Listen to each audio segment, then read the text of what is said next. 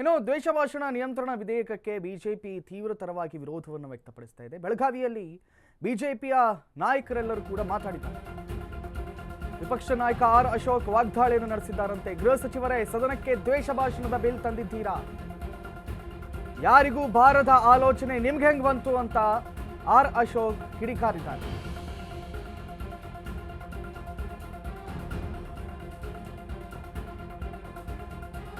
ಯಾರಿಗೂ ಬಾರದ ಆಲೋಚನೆ ಡಾಕ್ಟರ್ಗೆ ಯಾಕೆ ಬಂತು? ಡಾಕ್ಟರ್ ಅಂದ್ರೆ ಹೃದಯವಂತ ಅಂದ್ಕೊಂಡಿದ್ದೆವು ಅಂತ ಅಶೋಕ್ ಲೇವಡಿ ಆಡಿರುವಂತ. ಆದ್ರೆ ನೀವು ಹೃದಯವಂತರಲ್ಲ, ನೀವು ಹೃದಯ ಹಿಂಡೋರು.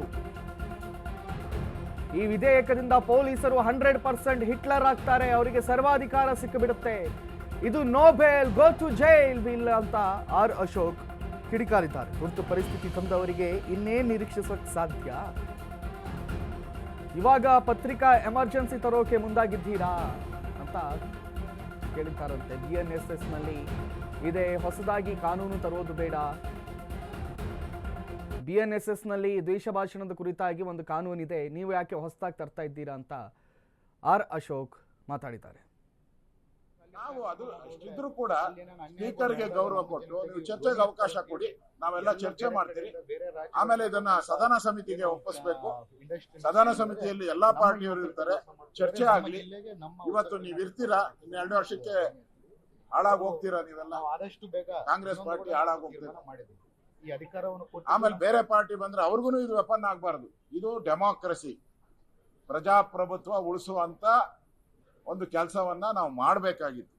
ಆದರೆ ಯಾರು ಈ ದೇಶದ ಮೇಲೆ ಎಮರ್ಜೆನ್ಸಿ ತಂದು ದೇಶದ ಪತ್ರಿಕೆಗಳನ್ನ ಜೈಲಲ್ಲಿಟ್ರು, ನ್ಯಾಯಾಧೀಶರುಗಳನ್ನ ಜೈಲಲ್ಲಿಟ್ರು, ಅಟಲ್ ಬಿಹಾರಿ ವಾಜಪೇಯಿ ಅದ್ವಾನಿಯವರಂತ ನಾಯಕರನ್ನ, ಜಾರ್ಜ್ ಫರ್ನಾಂಡಿಸ್ ಅಂತ ನಾಯಕರನ್ನ, ದೇವೇಗೌಡರನ್ನ ಎಲ್ಲರನ್ನೂ ಜೈಲಿಗಟ್ರು.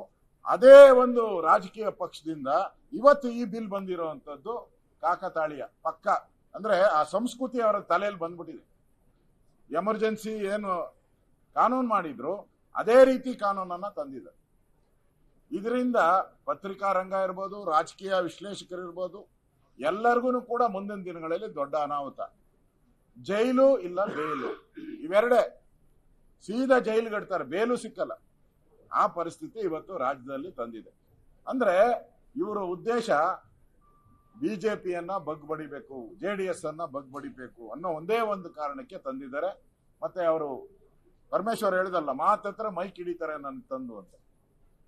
ಇನ್ಮೇಲೆ ಮೈಕು ಹಿಡಿಯಂಗಿಲ್ಲ, ಆ ಪರಿಸ್ಥಿತಿ ಬಂದಿದೆ. ಇವತ್ತು ಏನು ಸ್ಪೀಕರ್ ನಡವಳಿಕೆ ಇದೆಯಲ್ಲ, ಇದು ಸರಿ ಇಲ್ಲ. ಯಾವ ಸ್ಪೀಕರ್ನು ಈ ತರ ನೆನ್ನೆನೆ ಸ್ಪೀಕರ್ ಅವರು ಅಧ್ವಾನ ಮಾಡಿದ್ದಾರೆ. ನಮ್ಮ ಇದನ್ನ 0 ಅವರ್ಗೆ ಕೊಟ್ಟು ಹೆರಾಲ್ಡ್ ಪತ್ರಿಕೆಯ ಒಂದು ವಿಚಾರವನ್ನ 0 ಅವರ್ ಬರೋದೇ ಇಲ್ಲ. ಇವತ್ತು ಮತ್ತೆ ಚರ್ಚೆ, ಬಿಲ್ ಯಾವತ್ತೂ ಹಿಂಗಾಗಬಾರ್ದು, ಚರ್ಚೆ ಆಗ್ಬೇಕಾಗಿತ್ತು.